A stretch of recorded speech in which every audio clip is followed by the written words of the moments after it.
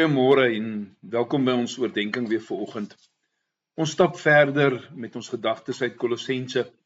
Vanoggend lees ons twee gedeeltes. Ons lees uit 1 Petrus 1 vanaf vers 3 tot 8 en dan Kolossense 1 vanaf vers 3 tot 8.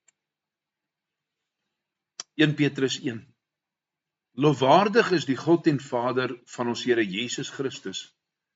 Dit is hy wat ons in sy groot ontferming deur die opstanding van Jesus Christus uit die dood opnuut verwek het, sodat ons 'n lewende hoop mag hê op 'n erfenis wat nooit vergaan, besmet word of verwelk nie, en wat in die hemel vir julle in bewaring gehou word. Ja, vir julle wat deur julle geloof, deur die krag van God bewaar word vir die verlossing wat gereed is om in die eindtyd geopenbaar te word. Jubel hieroor. Al moes julle onlangs vir 'n kort tydjie deur allerlei beproewings bedroef word. Die doel was dat dit duidelik sou blyk dat die egtheid van julle geloof, 'n egtheid wat baie kosbaarder is as goud, wat verganklik is, maar nogtans met vuur getoets word, uitloop op lof en heerlikheid en eer wanneer Jesus Christus geopenbaar word. Hom het julle lief, al het julle hom nie gesien nie, en al sien julle hom nie nou nie, glo julle in hom en jubel julle met 'n onuitspreeklike en heerlike blydskap, omdat julle reeds deel het aan die doel van julle geloof, naamlik die verlossing van julle siele. Dan Kolossense 1 vanaf vers 3. Elke keer wanneer ons vir julle bid, dank ons God, die Vader van ons Here Jesus Christus. Dit doen ons, want ons het gehoor van julle geloof in Christus Jesus en die liefde wat julle vir al die heiliges het, op grond van die hoop wat in die hemel op julle wag. Julle het al hiervan gehoor toe die woord van die waarheid, die evangelie, julle bereik het. Soos oral in die wêreld het die evangelie van die dag dat julle van God se genade gehoor en dit werklik verstaan het, ook onder julle begin vrug dra en groei. Dit het julle geleer by Epafras, ons geliefde medewerker, wat ter wille van julle 'n getroue diensknegt van Christus is. Dit was ook hy wat ons vertel het van die liefde wat die Gees in julle bewerk het. Geliefdes, die Kolossense se geloof, as ons luister na wat Paulus sê, was 'n opregte geloof. En hiervoor was die apostel Paulus die Here baie dankbaar. Paulus se dankbaarheid vir hulle was definitief nie op hulle gerig nie. Maar Paulus se dankbaarheid vir hulle was aan die Here gerig. Paulus het nie vir die gemeente in Kolosse die eer gegee vir hulle opregtheid van geloof wat hy in hulle gesien het nie. Inteendeel, Paulus het tereg besef dat God self die outeur van hulle geloof was, dat God self die outeur van hulle liefde en hulle hoop in Christus was. En weet jy, dit is presies hoe dit ook met ons is.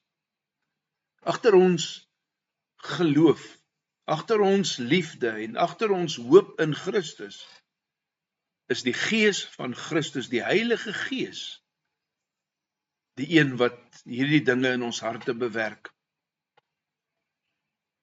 Ja, vandat ons wedergebore is, van daardie oomblik wat ons die ou mens afgooi en die nuwe mens aantrek, werk die Heilige Gees net verder en sterker geloof in ons. Wanneer Paulus dan kyk na die effek wat God se genade op die lewens van sy lesers gehad het, kan hy nie anders as om uit te bars in danksegging en in lofprysing. Kom ons gaan lees maar verskeie van Paulus se briewe. Paulus hou nooit op om God te dank wanneer hy vir hulle bid nie. En nou kom die vraag vanoggend aan jou en my. Is dieselfde waar van ons? Wanneer ons die geloof, hoop en liefde van ons mede-kerklidmate in ag neem, kan ons ook saam met Paulus sê, ons dank God altyd, wanneer ons kyk na die wonder van sy genade. Kan ons saam met Paulus sê, ons dank God altyd, wanneer ons kyk na God wat aan die werk is in die lewens van ons medebroeders en susters in die Here.